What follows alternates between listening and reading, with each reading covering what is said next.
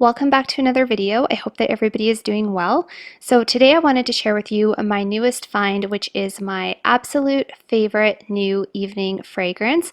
I am totally in love with it.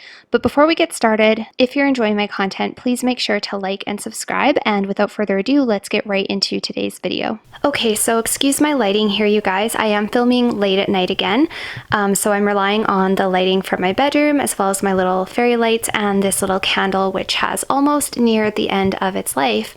And I'm gonna have to go candle shopping soon, which doesn't hurt my feelings whatsoever. I love candle shopping. So I wanted to share with you guys my newest, most favorite evening most favorite sensual evening date night perfume, which was in the bag in the picture that I had shared on Instagram. And a couple of you guessed correctly as to what it was. But before I share that with you, I thought I would share with you my top 4 favorite evening picks for sensual date night fragrances. And I chose these 4 because they're kind of in the same category, the creamy, sweet, sort of vanilla fragrances. There's only one in here that I haven't really had a chance to wear yet. So I'm just going to discuss each of them briefly, talk about the notes a little bit, what I like about them, and then I will share with you my new favorite one at the end. Okay, so the first one, you guys, is Dior Addict. I absolutely love Dior Addict. You guys have probably smelled this, but if you haven't, this is a creamy vanilla sandalwood white floral fragrance. So this has vanilla, it has tonka bean, it has sandalwood, blackberry, jasmine, and it also has orange blossom. So I love this fragrance, you guys, because it is so creamy, so sweet. It smells incredible on the skin. This is absolutely one of my favorite evening fragrances. I really wish that I had more opportunities to dress up and actually wear this, because it is kind of a elevated special occasion type of fragrance. This isn't the type of perfume I would put on any day of the week and wear in the evening or anything like that. This is definitely one that I think I need to have some sort of a nice little dress, or at least be going out to dinner to wear this perfume. Absolutely beautiful. This is a 100 ml bottle. I absolutely love this fragrance. So that is the first one, Dior Addict. The second one is Marc Jacobs Decadence. I absolutely love Marc Jacobs Decadence. This one I think is a bit of an acquired taste for a lot of people. This one is a green, woody, and amber fragrance, which is a little bit reminiscent of Mugler Aura, but it's not so grassy and green and kind of bizarre. This one is a little bit less strange and unique, and it's a little bit more sweet and kind of designer, like typical designer. I absolutely love this fragrance, you guys. This one took a while to grow on me. When I first got it, I thought it was too sweet, and it wasn't even a blind buy. I smelt it in the store and I brought it home, and I still thought it was very, very sweet, but after wearing it for one evening, I fell completely in love with this. So this has a lot of plum, it has amber, it has a lot of vetiver, which gives it kind of that green and earthy vibe. It also has some iris and some orris, which gives it a little bit of a powderiness. It is a little bit heavy, and I think a lot of people find that it is too sweet for them, but I am actually addicted to this. I'm just gonna take the lid off and smell it again, because smelling perfumes is half the fun.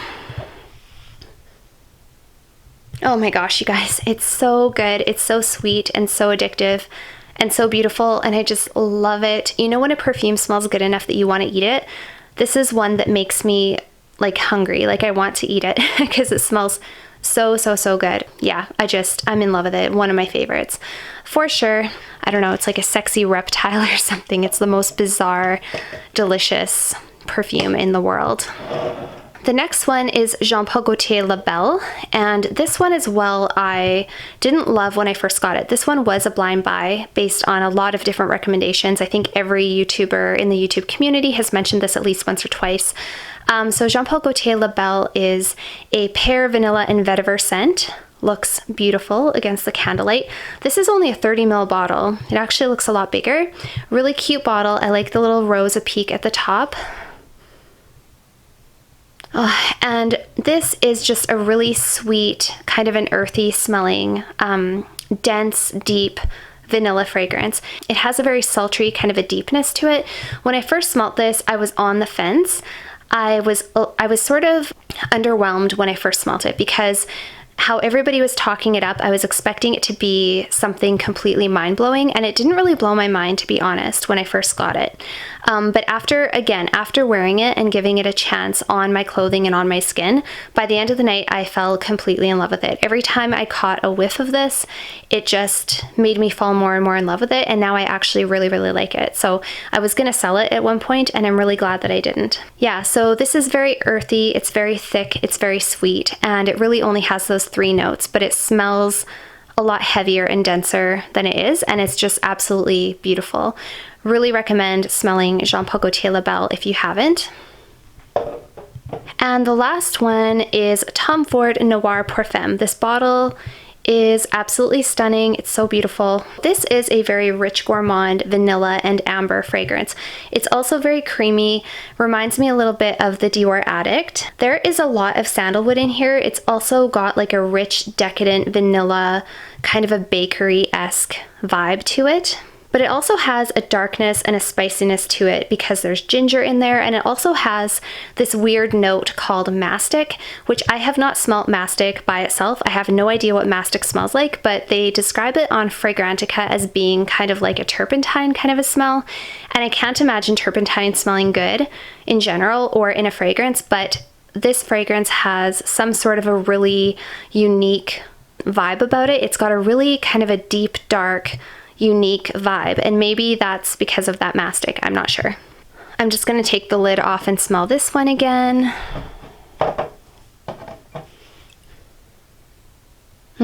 Yeah, this one's just really unique, and it's really deep and really sultry. Actually, I asked my boyfriend what he thought, and he wasn't crazy about it. I was kind of hoping he would think it was like bombshell super sexy, because to me that's the vibe I get from this.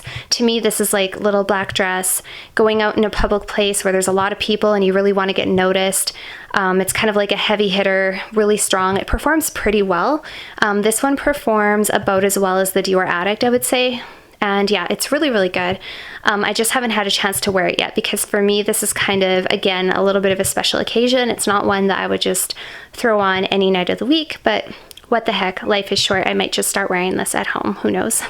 Okay, you guys, and this is my newest, most favorite evening sexy fragrance. This fragrance is absolutely incredible. I have to thank some of my subscribers, because I actually used to have Dolce & Gabbana The Only One, and it was okay. It wasn't my favorite, but I had a lot of subscribers suggest that I try The Only One Intense.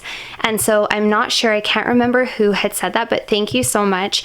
I actually had the opportunity to smell this at a Hudson Bay beauty counter, and this was love at first sniff. You guys, this bottle is very heavy. This is a 100 ml bottle. And yeah, it's super heavy. I'm probably gonna have to put it down in a minute to give my arm a break.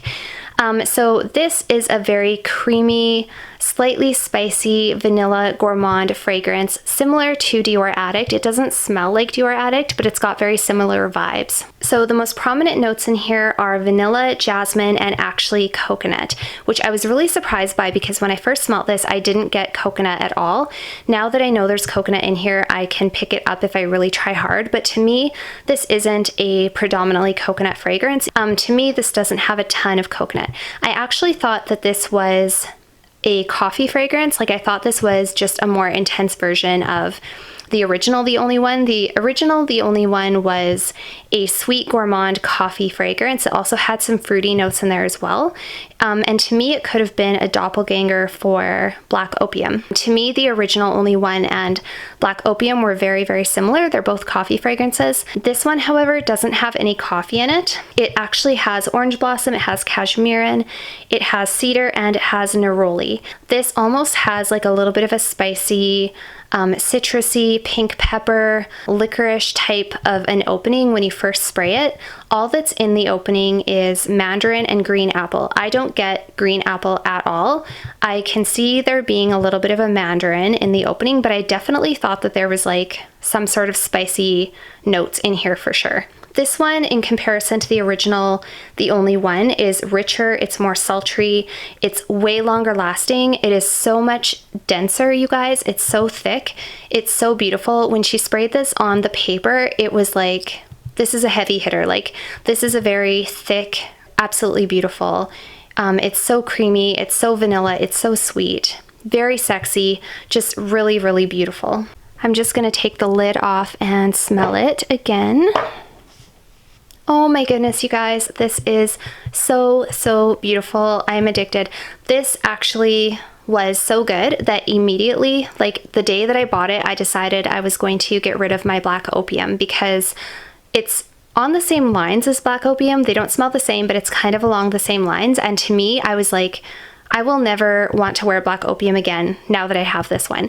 I honestly could probably get rid of 2 or 3 of my fragrances out of my nighttime collection and just keep this one. Seriously, you guys, just incredible. This is probably my favorite nighttime Dolce & Gabbana fragrance I've ever smelt. If you guys have not smelt this, go to a beauty counter, smell it, let me know what you think if you do have it. Yeah, I'm really happy that I got the big bottle. She talked me into it and I'm so happy to have it. Oh my gosh, it's so beautiful, you guys. And now that I know there's that coconut in there, I can get a little bit of that coconut and it actually makes me like it a lot. And like I've been telling you guys before, I don't love coconut a whole lot in my fragrances if it's a front player. I like it if it's kind of in the background supporting. I don't like sunscreeny, super coconutty, beachy type of scents, but here, this is coconut done right. So if you look at the notes, don't let that coconut throw you off. This is still a very sultry, gourmand evening fragrance, and this is definitely thick and heavy and just absolutely beautiful. So you guys, that's it for today's video. I hope that you enjoyed. If you have Dolce & Gabbana The Only One Intense, or if you've smelt it before, definitely let me know in the comments below what your thoughts are. And thank you so much for watching, and I will see you guys all next time.